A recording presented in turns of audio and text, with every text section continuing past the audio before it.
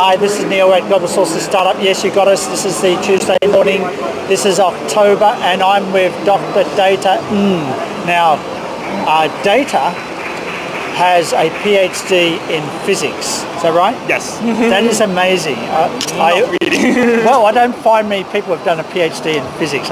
Well, people will say, well, what type of physics? Any particular physics? Semiconductor physics. Semiconductor physics. Well, that is more amazing. Wait. And now, look, I'm not saying that this is new, like the product, but what is interesting about your story, Data, is that you designed this yourself. Yes. I designed it myself. In Hong Kong? Yeah, in Hong Kong. And then you went to China and then got it manufactured. Is that right? Yes. Wow. So where did you start with the design? Did you work with this one first or this 3D? I worked with this Delta style first. Yes. In my laboratory. In laboratory in Hong Kong? Yeah. You came up with a prototype? Yeah, because it's somehow my hobby first. Okay. Yeah, but all right. It turned out to be a business. Well, we'll talk about that in a minute. So, as a hobby, you built this yourself, is that right? Yeah. But now you are getting this built in China? Yeah. For distribution? For manufacturing. Right. Manufactured in China for distribution around the world? Yeah.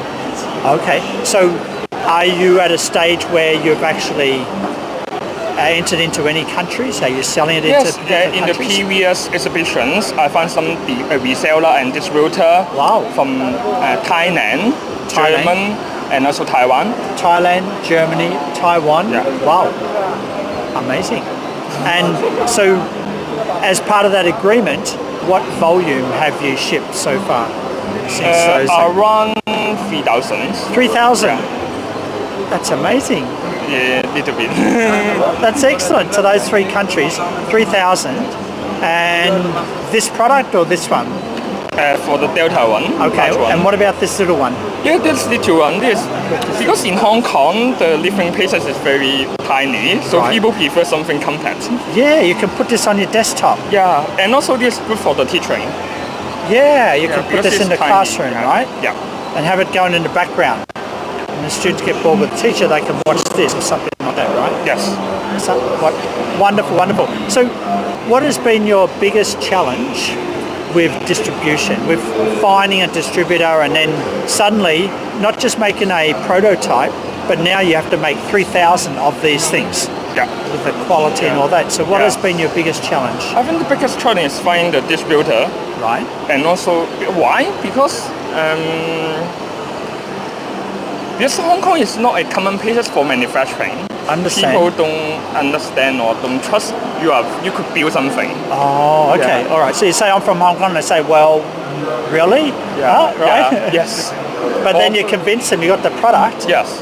And then you got to convince the distributor that you could ship 100, 500, 1,000. Yes. Have you had any quality challenges with the product on the manufacturing side? In the second orders, I found there's one part of the component. There's some problems, and it's very easy to book in.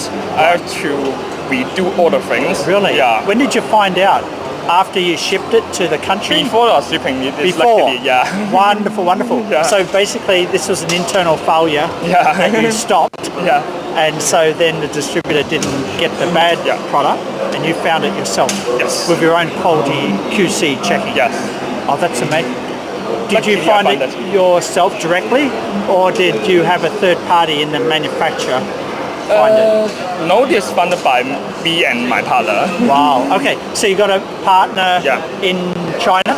In Hong Kong. In Hong Kong. Yeah. And how did you go about working with a manufacturer in China? What was the biggest challenge? Was it easy to find a manufacturer to make this? I think the culture. Yes. Yeah, for example, you have requirement A, B, C, D, E. Yeah. The common manufacturer in China, they could do all the thing for you. Yes. But for the Hong Kongers, you will find a smarter way or efficient way to do all the things in a package. Yes. Yeah, so it's very hard to find such people or such manufacturer in China. They will think on behalf of the customer rather than themselves. It's hard for them to think on behalf of the customer. Yeah. So they don't.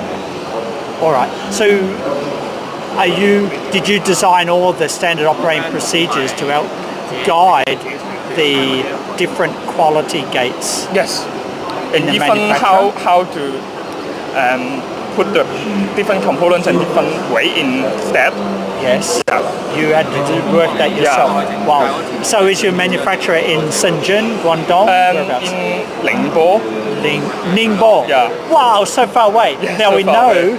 Ningbo is very famous for making those steel frames that you hold TV sets. And motors. And motors. So we understand it's very, very famous for that. And so I'm amazed that, wow, this is made in Ningbo. Yeah. So you've got to travel up to Ningbo all the time. Yes. You frequent Because flyer. it's very hard to find a factory they provide very low MOQ. Yeah, because in Shenzhen or Guangdong area, they require more than 3,000 or 4,000 something. okay. Yeah, it's very hard for us for the cash flow and for the initial capital.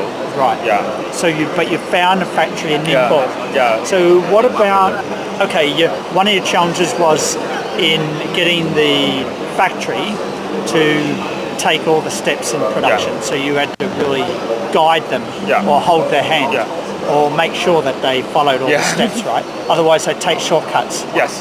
Okay, I understand that. But what about protection of IP? Is there anything that you're worried that they may copy and then give to another factory without telling you? So Was that a concern? yeah, it's a concern, especially for the investor. And especially if you go into a factory in Guangdong, Shenzhen, it's close by, you'd think you feel have a bit more protection. But I don't think so. You go to Ningbo, it's so far away, Yeah. and you're thinking maybe it's a bit harder to have as Not much. really, because I separated the whole printer into two steps. The first step is the hardware. The other is the firmware, the software part. Right. For the software part, I do it by myself. Yes. So there's somehow a higher barrier or more challenging for them to reverse engineering. So this requires particular software. Yeah. And did you design the software yourself? Yes. For my partner. Your partner did? Yeah. Because my partner is somehow specialties in software and especially in hardware. I was amazed. Well, I'm already amazed with your talent. I would not have been Thank surprised if you said, well, I did that myself too. But data, this is amazing. All right, so you've had challenges with working with the factory. Yeah. You've got one in Ningbo, and the reason why, by the way, Ningbo is inland from Shanghai, so we're not talking about just across the border from Hong Kong. Yeah. This is far, far, far north. You know, It's 2.5 hours air one flights. hour train from Shanghai. Yeah, inland from Shanghai, you probably go to Nanjing to go faster to Ningbo. No, in Hong Kong they have direct flight to Ningbo indeed. Oh, Yeah. you go direct to Ningbo from Hong Kong. I should know that. I've been in Hong Kong for a long time. All right, so, and you manage that challenge by actually, number one, monitoring, number two, having a clear stand operating procedure where you actually force them to follow step by step by step. And you were actually in the factory watching and monitoring and making sure that every step was taken. Like 3,000 units, you spent a lot of time in Ningbo. Yes. Wow, okay. So when the orders come in, do they come in at 100 at a time or 200 or 500? Around 500 per time. 500? Yeah. All right, and so you got a new 500 order, right, coming in from Germany. Yeah. So will you fly directly to Ningbo to actually initiate the new order, or you just email them, say, Just email them. Because now they know. Yeah, because things get smoother. Right. Yeah, they have the experience to doing the more orders. Yeah. Okay, but you've got to have the quality gates. Yeah. So who does the final testing that these work? It's also me. You test in Hong Kong or Ningbo? In Qinghai, Shenzhen. Oh, so you bring it back. So you bring these back to Shenzhen. Yeah. And so there's another. You got a workshop in Shenzhen. Yeah, the tricky thing is because when the machine shipped to Hong Kong, and I have a QC check. Yes. After that, I find some machine that have problem. I have to ship back to China. Oh, then you got customs problems. Yes. Because once you go back into that's a China, tax then problem. they'll charge you 17% or what? 25%. 25%. Yeah. Wow, taxes keep Because on going up. this is computer accessory. Yeah. Okay. Yeah. Right. And then you can't say, well, it was a defect. No, they say no. Pull the other one. They all say that. Understand. So you bring it down to Shenzhen. You'll test it. That's very, very interesting that we need to know, because when you're testing goods, should test before they leave China because it's so hard to bring them back into China and escape the 25%. Look, I do know of people that have walked across the border from Hong Kong into Shenzhen with pockets filled with semiconductors and lots of other stuff to avoid the tax. But it's a bit hard to go across the border with 10 of these, right, to avoid the tax. So I understand. But the custom will still charge you even you hand carry it. Well, I think they hit, the stories I heard were they hidden. It's very hard. I know, very hard these days. Anyway, we don't want to encourage any of that these days. But what's very important is you bring it down to Shenzhen, then you go on to test, you go across yourself, and then you will test it and check, boom, and then you're going to ship out of Shenzhen to Germany. Yeah. Is that right? Yeah, directly. Wow. Did you know all of that? To do all of that before you designed it? No, I just keep learning. You found out, right, that, you know, the volume is too small to go to Shenzhen. You got to go Ningbo. Yeah. Oh, then, well, we better do the testing in Shenzhen because it's easy for you to go across the border. And not Hong Kong because if there's a problem, you can't bring it back into China without paying the 25%. Yes. Wow. So lots of little things that startups need to realise, especially when they're Internet of Things, right? Yes. So, Data, this is an amazing story. So what is your forecast for 2017? How many do you expect to sell? You've sold 3,000 already. Yes. So in the next year, do you have some forecast? Are you talking to I would like to double that figure. 6,000? I would like, yeah. Wow. But try my best. 6,000 of these? Yes. All this, yeah, in total. Right. Yeah. So if you double, do you have a question about, do you have a concern that your factory in Ningbo can do double? Yes, so I have some planned. I found that another piloting factory in Dongguan area. They could also doing a small order. Yeah. Wow, that's very interesting. So now Data is looking like expanding to double next year. So what he's doing now is in talking with another factory in Dongguan to actually maybe get them to do sort of half, right? Yeah. Not to take over all of it. Yes. But so now Data's moving into a multi-sourcing mode, which gives Data more flexibility. Yeah, don't put all the eggs in a bucket. Don't put all the physical eggs in the one manufacturing basket. Data, this is amazing what you're doing. I want to keep in touch with your story because I think a lot of startups can learn a lot for the different stages you're going through in your development, right? So have you broken even yet? How many units do you need to break even? What was your break even point? 1 half year. Half year, but how many units did you need to break even? 1,000? 2,000? 200 something. 200, and you break even? Yeah, because I use not a traditional way to do a hardware start company. Right. Because for the traditional way, you got very large initial capital and find a factory to do 3,000 units for you first. Yes. Yeah, but it is safe risky. But you went to Ningbo and they said, okay, we'll do how many? What was the minimum MOQ? Even 10. 10? Yes. Oh, so they do a low MOQ. So in the initial stages, what was your smallest MOQ you did? What was the smallest? Smallest. What was your starting? What was your starting MOQ? 5. 5. Yes. Okay, so you started off with 5, and so that was more a test. Yeah. Test run. Yeah. So then you brought them down to Shenzhen tests them. And then what? After 5, what did you do after that?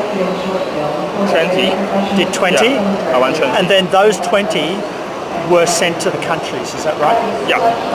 Okay. Were the Still Taiwan. Were the original 5 sold? So in Hong Kong. They were sold in Hong Kong. Okay, so not sort of through a formal distributor, just sold through friends network. Okay, and then the next 20 became a formal distribution arrangement, was it? And then after 20, what did you go to? 100. 100? Yeah, in the exhibition. Okay, and then what was the next? It's around 200 and 300 something each time. So 5, 20, 100, then 200. Well, I like you scaled up slowly. Did you know that at the start? No. figured it out. Yeah. Wow, well, startups could learn a lot from you. Data, you've been very patient. Love it. Like everyone knows this product, but I think what is special about Data's story and Printact Limited, don't forget to check Printact Limited out. What is special is about his strategy of how he engaged manufacturers in China from the initial stages to ramping up to large orders that distributors overseas will order. At the same time dealing with quality problems, and at the same time dealing with the location, the physical location of where you actually check the quality, like in Shenzhen. Lots of learning that startups can learn from you, Data, so thank you. Yeah, thank you. Very good, appreciate you sharing. Yeah. Yeah, this is O'Connor with Dr. Data. Actually, it's Dr. O'Connor with Dr. Data, but I don't have a PhD in physics, Dr. Data does. So I have a PhD in accounting, but that's all right. I love your PhD. But I'm not good at accounting. That's all right, I'm not good at physics. All right, O'Connor, Startup Launchpad. Catch you in the next booth. Bye for now.